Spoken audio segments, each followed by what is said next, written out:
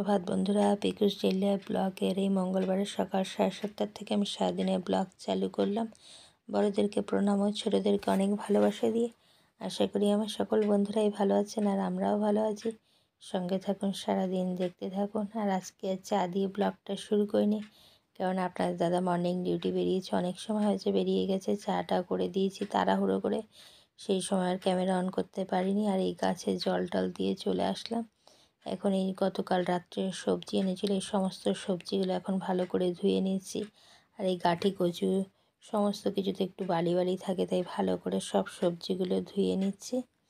নিয়ে একটু জল ঝরে গেলে আর লঙ্কাগুলোকে এইভাবে শুকনো কাপড়ের মধ্যে ভালো করে মুছে রাখলে বেশ অনেক দিন পর্যন্ত ভালো থাকে, ওই জন্য।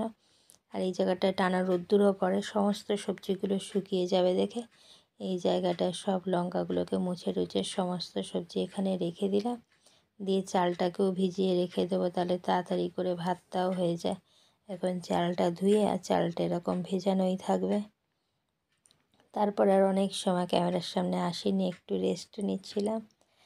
আর এই তারপরে উঠে সোনা বাবাকে সকালে তো খেয়েছে সেই বিস্কুট টিস্কুট, আর ওই জন্য এখন দুধ মুড়ি দিয়ে দিলাম। আজকে সকালে টিফিন সোনা বাবার আমি দুধ মুড়ি খেয়েছি।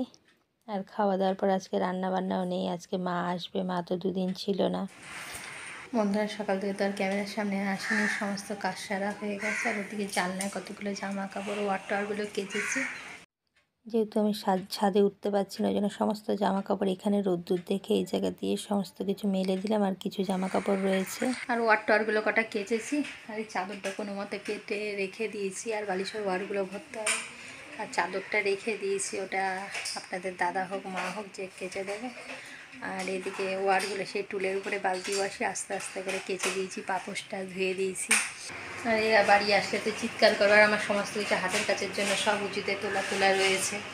আর একটু আলু সিদ্ধ দিয়ে ভাত বসিয়েছি, আর মা আসছে, আর মা চলে এসছে। আর এই যে মা মাংস নিয়ে এসছে, বৌদি করে পাঠিয়েছে। আর এদিকে যে চিংড়ি মাছ দিয়ে ছিম, মূলো, আলু, বেগুন দিয়ে একটা তরকারি, আর আলু সিদ্ধ দিয়ে তো ভাত বসিয়েছে। আর এই যে পোষের একদম প্রথমেই একদম পিঠে দিয়ে স্টার্ট, প্রথমেই একদম রেডি।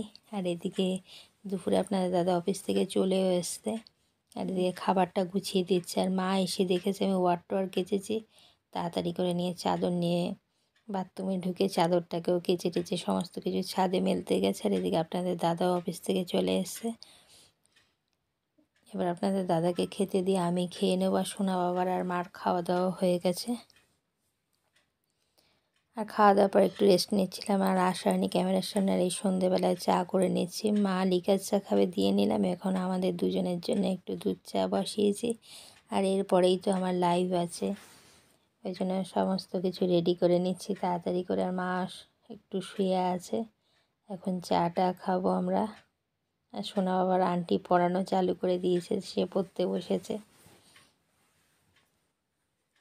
আর এদিকে আমি চাটা খাওয়ার পরে অনেকগুলো কচুলতি ছিল, আমি যে আস্তে আস্তে তো বসতে পারছি না, ছুরি দিয়ে একটু ছাড়িয়ে রেখে দিচ্ছি কেটে।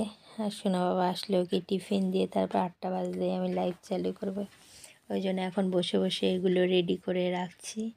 যতটা কাজ এগিয়ে রাখা যায়, যেটুকু বসে বসে এইভাবে পারি সেটুকুই করার চেষ্টা করছি সব সময়। আর এই কেটে কেটে কোটোর মধ্যে রেখে দিচ্ছি। আর সোনা বাবা আর পৌষ মাস পড়তে না পড়তেই পৌষ মাসের প্রথম দিন থেকে চালু হয়ে গেল, পৌষের প্রথমেই শুরু। এই আজকের হচ্ছে ফার্স্ট হচ্ছে কুলি পিঠে দিয়ে। আর এখন আমরা এটা সন্ধ্যের টিফিন করে নেব।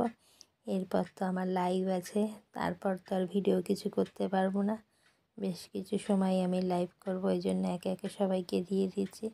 আর মা অল্প করেই করে নিয়েছিল। আর কারা কারা এখন অবধি পিঠে খাওয়া চালু করেছেন তারা অবশ্যই কমেন্ট করে জানাবেন। আর এই চলে আসলাম রাত্রের খাবারে বন্ধুরা। আর আজকের ভিডিওটা এই রাত্রে সোনাবাবাকে খাওয়াতে খাওয়াতেই আজকের ব্লগটি আমি শেষ করব। যদি আমার সারাদিনের ব্লগটা ভালো লাগে তবে লাইক, কমেন্ট এবং শেয়ার করবেন। পরে একটি সুন্দর ব্লগের সঙ্গে দেখা হবে বন্ধুরা। শুভরাত্রি, টাটা, ভালো থাকবেন, সুস্থ থাকবেন সকলে।